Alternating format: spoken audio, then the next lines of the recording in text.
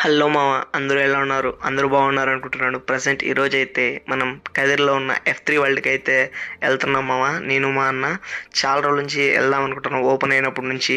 But ఏదో ఒక పని వల్ల ఇబ్బంది అట్లే రాలేకపోతున్నాం.